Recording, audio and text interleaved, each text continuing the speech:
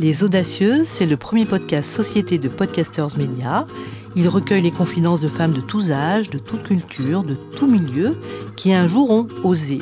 Alors ces femmes audacieuses, je les invite à mon micro. Je suis Carole Renucci, journaliste, et pour moi aussi, l'audace est un carburant. J'étais enseignante à la campagne, dans les banlieues, dans le 20e arrondissement de Paris, puis rédactrice en chef d'Enfants Magazine, avant de devenir directrice de Notre Temps, le premier magazine français avec ses 5 millions de lecteurs. Aujourd'hui, je dirige Podcasters Media, j'anime le podcast Les Audacieuses et je suis surtout très fière et très heureuse de vous retrouver tous les 15 jours pour une nouvelle vie et un nouveau défi. Vous avez vraiment le sentiment d'être une audacieuse, Catherine Grangeard ? J'ai le sentiment, ou tout au moins, je m'y emploie à être audacieuse. C'est une super qualité d'après moi.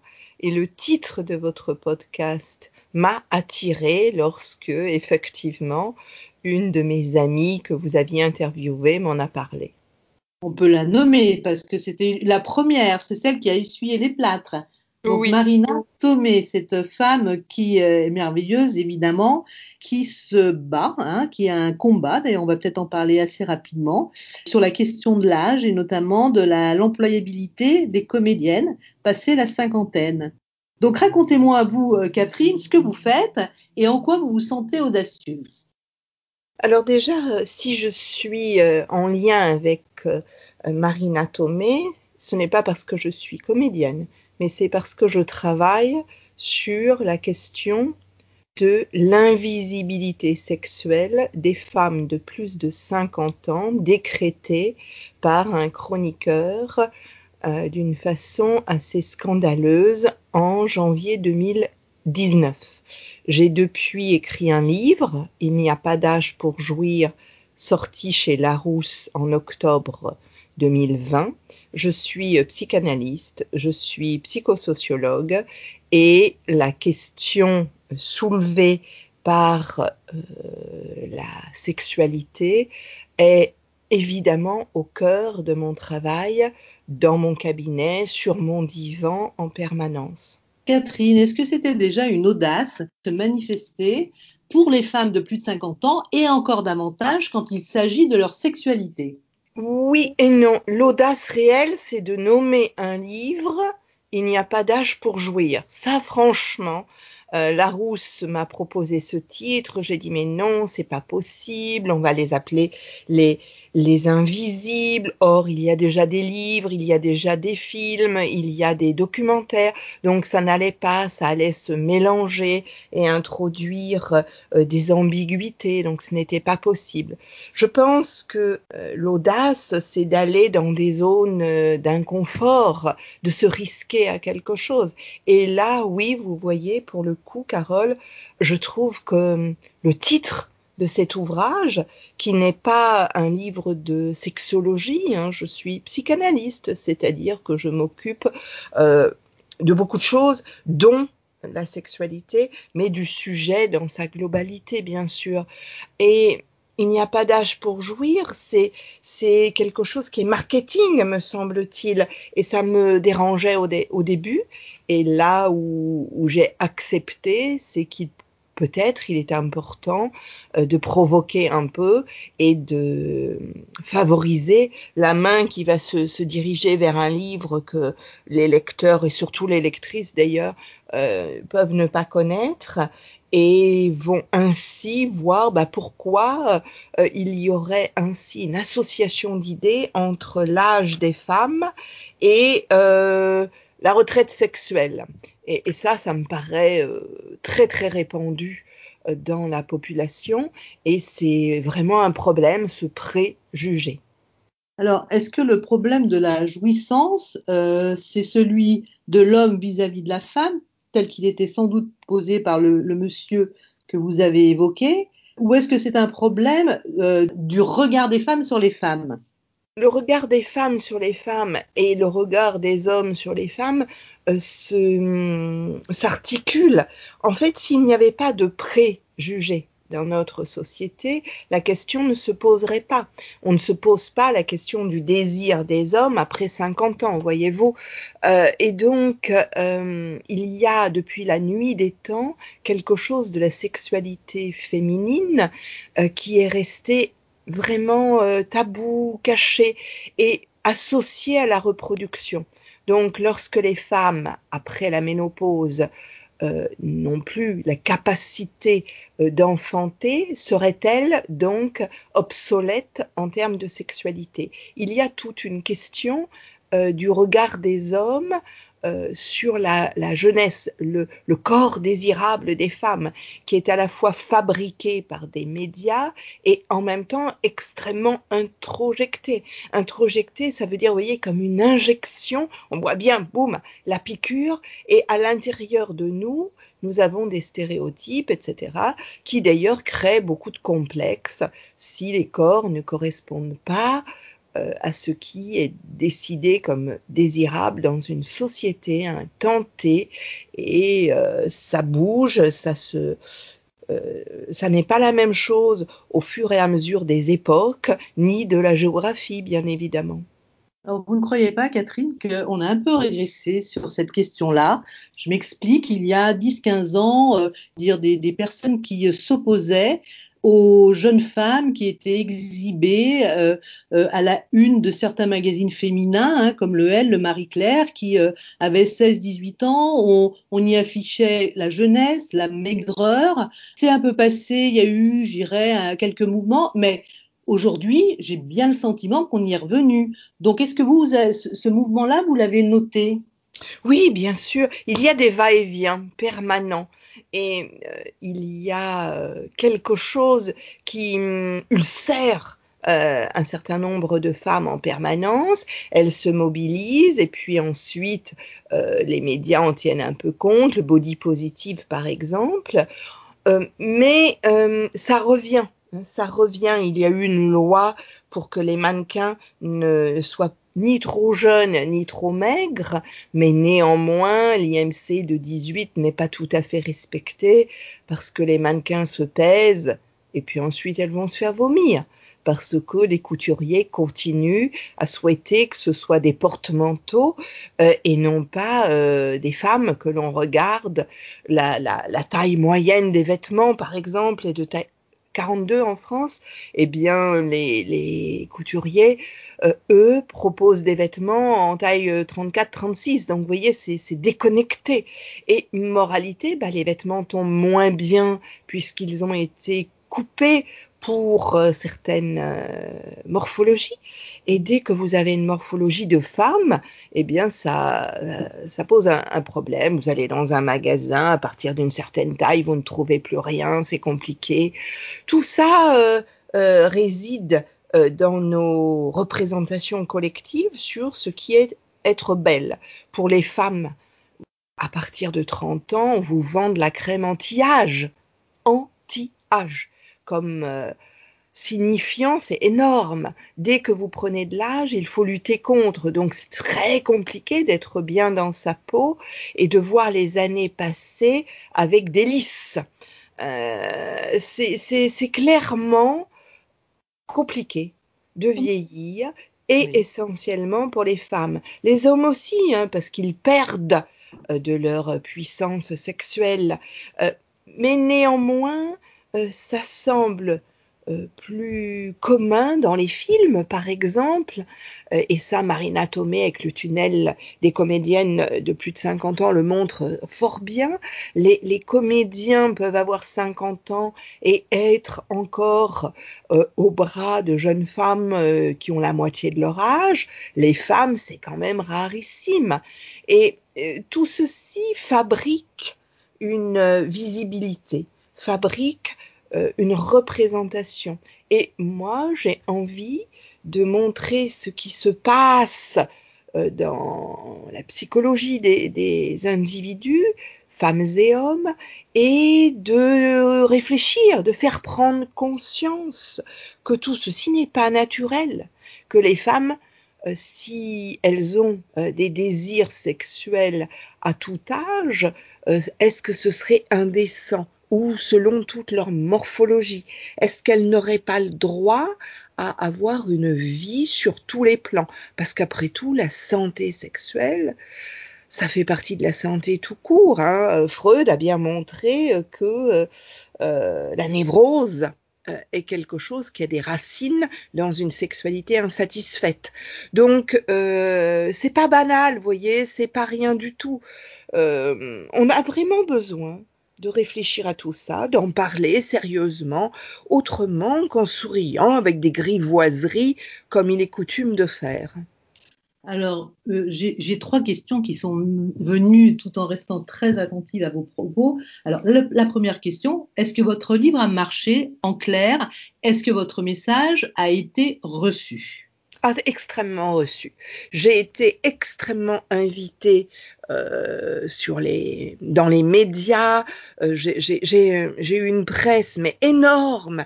J'ai beaucoup intéressé les journalistes, les jeunes femmes de 30 ans essentiellement. Très peu de journalistes hommes, figurez-vous, comme c'est curieux. et moi, je trouve ça extraordinaire que les jeunes femmes aient bien compris le message, parce que la maturité d'une femme, c'est la façon d'entrevoir la femme dans la société. Et donc, il est grand temps de ne pas séparer les femmes de la sororité, hein, n'est-ce pas, de nous réunir, et quels que soient nos âges, qu'il n'y ait pas de limite d'âge à la sororité, et qu'on réfléchisse à la façon dont on traite les femmes après la ménopause, parce que soit on est morte, soit on est en ménopause, et ça va donc concerner toutes les femmes. De nos jours, 40% des femmes sont en ménopause, voyez-vous, et c'est quand même beaucoup, hein. C'est 12 millions de femmes. Donc tout ceci, c'est pas une petite minorité, c'est pas peanuts. Et je suis ravie de l'écho très important que mon livre a eu, et que le message ait bien été compris, et que ce ne soit pas réduit à bon, elles veulent continuer à baiser, quoi, en gros. À vivre, tout simplement. Parce que derrière tout ça, il y a quand même cette question-là. Je veux dire, vous le disiez avec vos mots concernant la sexualité, la nécessité de la sexualité, même après 50 ans, et surtout après 50 ans. Mais en fait, derrière, il y a quand même, c'est toujours un peu le même clivage qui se pose par rapport à la sexualité, comme vous l'avez dit, par rapport au travail. Puis on a le droit d'entreprendre après 50 ans. On peut faire plein de choses après 50 ans. Et c'est vrai que notre société ne nous y porte pas tant que ça. Donc il est bon que d'autres générations, et notamment les plus jeunes, comme vous venez de le dire, nous y aident un petit peu. Quand je disais elles veulent continuer à baiser, c'est vraiment entre guillemets, et un reproche qui a pu m'être fait par des hommes là lambda au cours d'un dîner. Ouais, bon, ce que vous voulez, c'est ça. Ben, c'est peut-être vivre sur tous les plans, à la fois dans une reconnaissance sociale au niveau du travail, et bien évidemment dans l'intimité, parce que le corps est politique, comme on disait après 68. La sexualité, c'est également politique, non pas dans le sens politicien, mais une façon de situer les corps et les femmes dans le grand monde, et non pas comme objet. Parce que c'est vraiment, derrière tout ça, les femmes sont-elles sujets de leur sexualité, ou ont-elles comme droit d'être sujet complet de leur sexualité, avec évidemment des moments où il y a une alternance entre objet et sujet, objet et sujet. C'est probablement le jeu sexuel qui se déroule là. Il est super important de montrer qu'une femme après 50 ans, si elle désire, elle n'a pas à être mise au rencard par d'autres, ni caricaturée comme étant insatiable. Il y a dans tout cela la reconnaissance du fait que nous souhaitons nous définir par nous-mêmes, et non pas être définis de l'extérieur, que ce soit par la société, ou que ce soit, donc société, médias, etc., ou que ce soit par l'homme qui, lui, pourrait être sujet de son désir et dire ben non, vous savez, moi, les femmes après tel âge, je ne trouve pas que leur corps soit magnifique du tout, avait dit le fameux chroniqueur. Absolument, et on s'en souvient bien. Alors, moi, j'ai oublié son nom, je plaisante évidemment, c'est une petite taquinerie.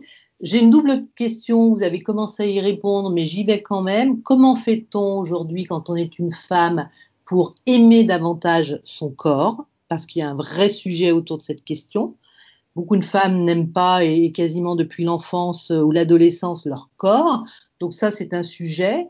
Et comment fait-on pour trouver la bonne distance entre ce que l'on est et le désir de l'autre? Autrement dit, comment fait-on pour ne pas être trop dépendant du désir de l'autre, pour être soi, tout en, comme vous l'avez dit là à l'instant, c'est les fameuses oscillations entre l'objet et le sujet que vous avez évoqué, donc tout en se rendant quand même désirable. Bien sûr, Carole. Il n'y a pas de recette universelle parce que chaque femme a une personnalité, une histoire.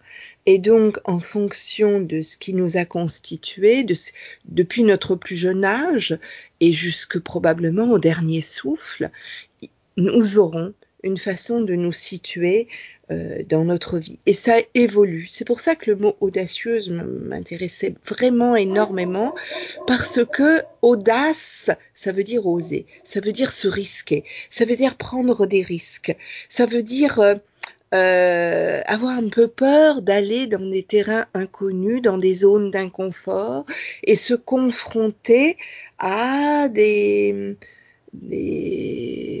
choses qu'on ne maîtrise pas et sur lesquelles on va essayer d'évoluer.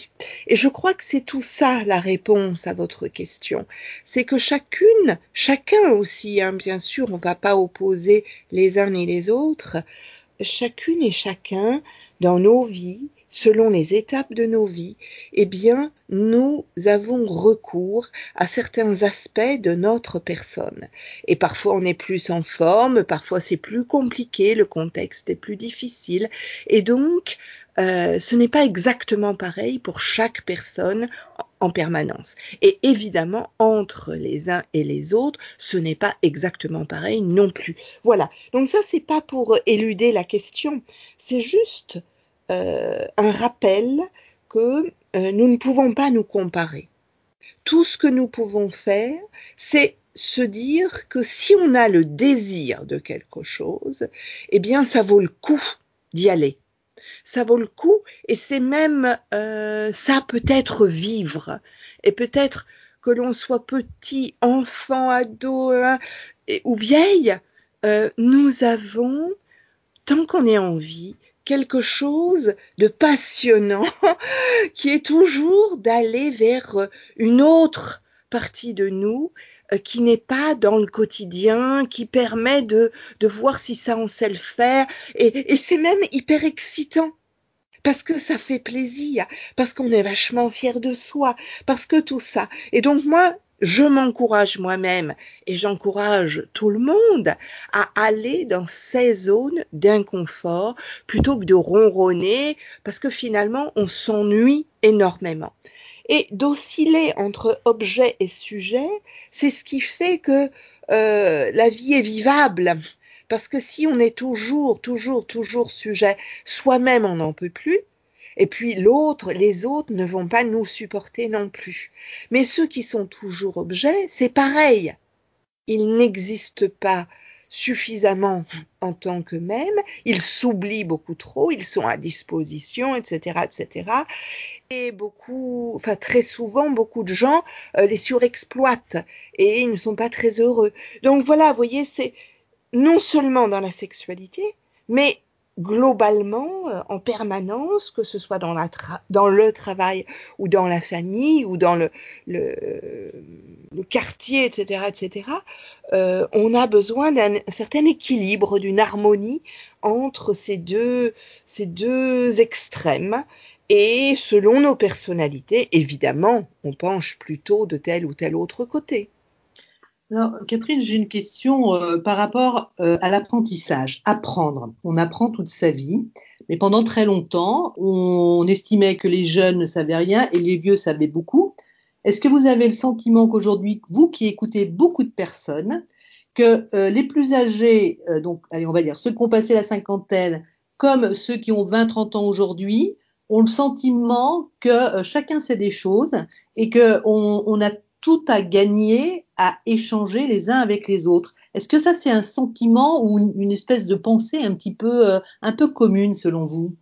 Oh là, moi je vous trouve très optimiste. Actuellement, les boomers Oui. sont vraiment décriés.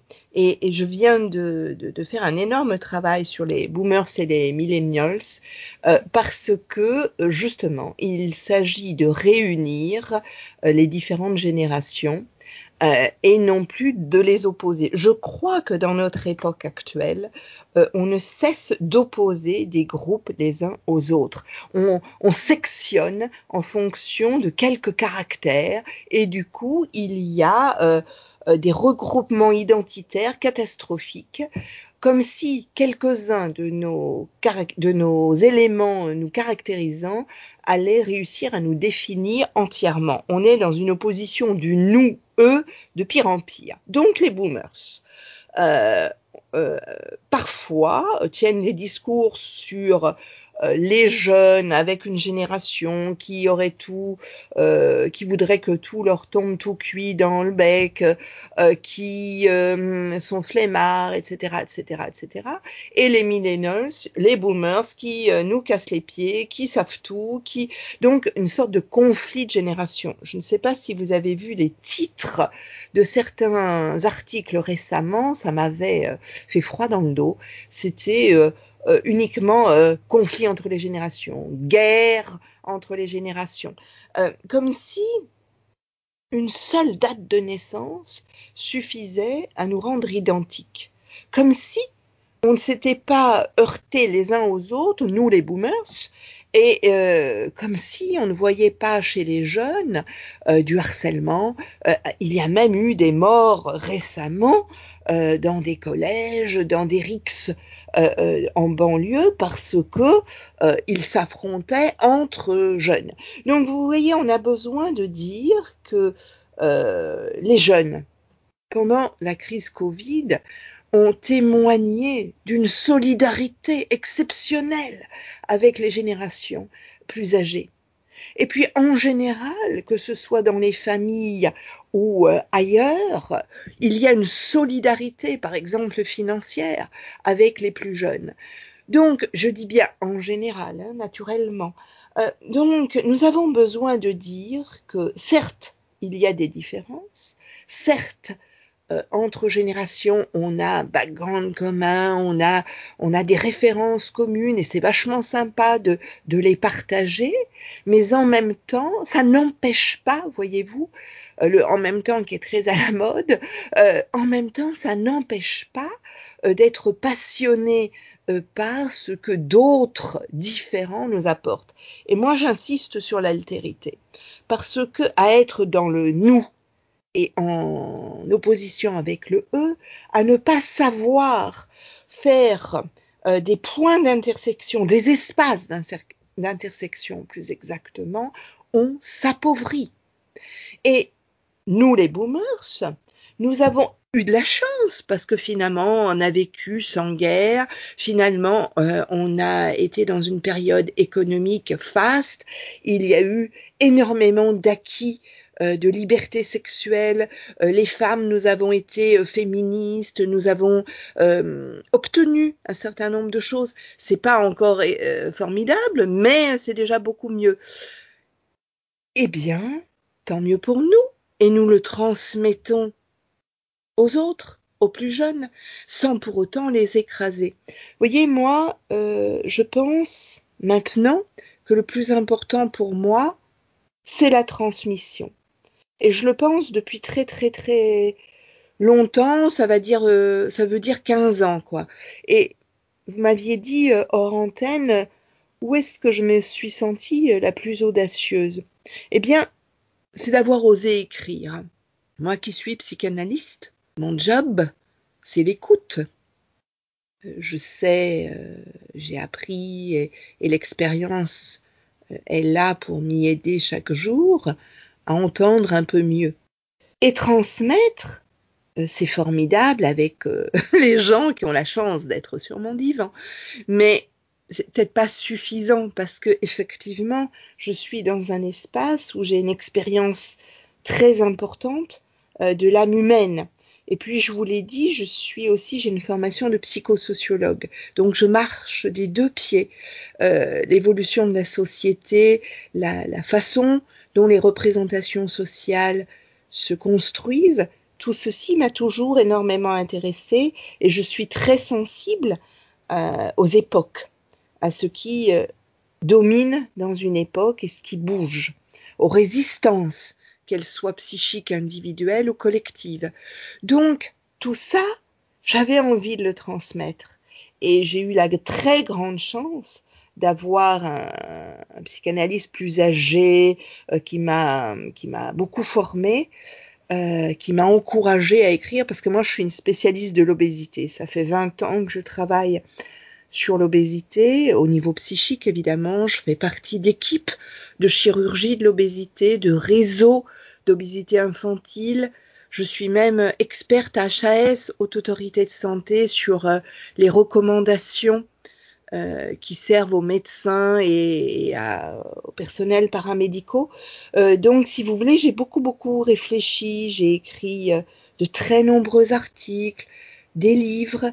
Et le dernier, vous voyez, n'a rien à voir parce que je suis sortie de mon domaine de compétences le plus important pour écrire quelque chose parce que ça m'avait tellement ulcéré. Et c'est probablement hyper important pour moi que d'oser me risquer à dire noir sur blanc ce que je peux penser de sujet. Parce que ça reste, hein, les écrits restent, comme vous le savez bien. Et après, vous vous faites attaquer, ouais, elle a dit ça, c'est léger, c'est n'importe quoi, et sorti d'un contexte, ça peut paraître, vous pouvez vous faire moquer parce que c'est jamais agréable ce genre de choses, et ça arrive évidemment. Plus vous vous exposez, vous connaissez peut-être le proverbe africain, quand le singe monte à l'arbre, on voit son cul. Ah, mais c'est sûr que c'est une forme d'engagement et de prise de risque, on peut le dire. Catherine, on va arriver à la fin de notre entretien qui est absolument passionnant. Néanmoins, vous avez parlé des femmes beaucoup, ce qui est très bien. Vous avez parlé de l'audace. Vous avez dit que c'était une bonne chose, cette audace pour les femmes, oser sortir de sa zone de confort. Comment vous faites pour, si elles le souhaitent évidemment, mais stimuler, je dirais, cet élan qui pourrait peut-être être plus naturel chez les femmes, c'est-à-dire oser. Qu'est-ce que vous leur dites? Comment vous voyez le sujet avec elles? Alors que ce soit les femmes ou les hommes, je conçois mon activité de psychanalyste comme exactement cela. Aider les gens qui me font cet honneur de me choisir pour travailler avec moi, pour résoudre des problèmes, les aider à ne plus avoir peur, les aider à faire le point sur un réel désir et ne pas céder sur leur désir, quoi qu'il en coûte. Il faut y aller, il faut s'y risquer. Vous savez, dans le courage, il y a rage. Eh bien, prendre cette rage de vivre, parce que tant qu'on est vivant, c'est le moment ou jamais de pouvoir avancer vers ce qui nous paraît valoir la peine. La peine. On peut souffrir parfois lorsque on fait une rando, par exemple, mais ça vaut la peine de faire le dernier kilomètre. Ça vaut la peine, psychiquement, d'oser se battre contre tout ce qui pourrait nous limiter, qui nous est venu de nos parents, qui nous est venu de la société, qui nous est venu de ce que nous avons intégré comme non, ça je le peux pas, c'est pas possible. Et je parle beaucoup des femmes, mais les hommes sont tout autant limités. Moi, ce qui me paraît important, c'est de lever ces barrières qui n'ont absolument pas lieu d'être. Je dis pas que les gens doivent faire n'importe quoi et qu'on peut tout faire. Je dis simplement qu'il faut vraiment mesurer ce que l'on désire faire et non pas des désirs complètement superficiels et qui seraient futiles, mais des désirs profonds, ceux qui nous paraissent essentiels à notre existence, ceux qui font que ça vaut la peine de se lever le matin et de recommencer, plutôt que d'être dans une routine où parfois on n'a pas de sens à tout ça. Et avoir du sens à sa vie, c'est ce qui vaut le coup. Vous voyez, c'est tout ceci que j'essaie de transmettre en direct aux gens avec lesquels je travaille et par mes écrits pour les autres. J'ai un blog sur lequel je mets plein de choses et il y a des gens qui me contactent en me disant « ça m'a parlé ». J'ai compris ce que vous vouliez dire. Et vous voyez, éveiller ceci, permettre à cette flamme d'une bougie de ne pas s'éteindre chaque fois qu'il y aura un petit coup de vent. C'est ça mon engagement. Je suis réellement une femme engagée. Oui, c'est vrai. C'est vrai, vous l'avez dit dès le début, en parlant de votre livre. Je souris parce que c'est un très bel entretien que vous venez de nous proposer, Catherine, de nous offrir, même on peut le dire. J'ai une toute petite dernière question, on va essayer de faire vite, hein. Je suis désolée, je vais vous bousculer un petit peu, mais quelle est votre audace du moment? Mon audace du moment, c'est de m'engager par rapport à des sujets qui me font peur au niveau de la société. Et de mettre à disposition via des articles grand public, je n'écris que pour le grand public, des réflexions. Vous voyez, les boomers et les millennials, c'est quelque chose que je suis en train de travailler. Je travaille sur la virilité. Parce que les hommes disent on ne peut plus rien dire, on ne peut plus rien faire. Eh bien, je les entends. De quoi ont-ils peur? Est-ce qu'ils ont vraiment peur de ce que les femmes leur prennent? Finalement, elles leur offrent beaucoup de choses. Je vais reprendre votre verbe.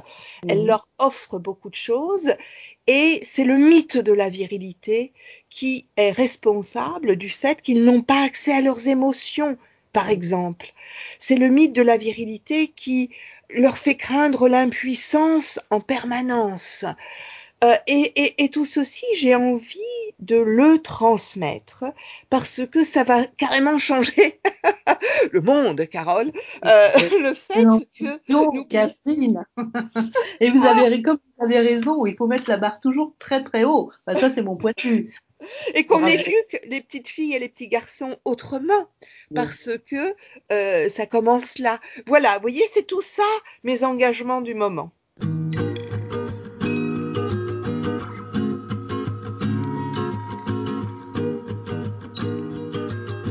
Merci d'avoir écouté avec nous ce nouveau numéro des Audacieuses. J'espère que vous avez passé un bon moment et que je vous retrouverai dans 15 jours pour une nouvelle vie et un nouveau défi.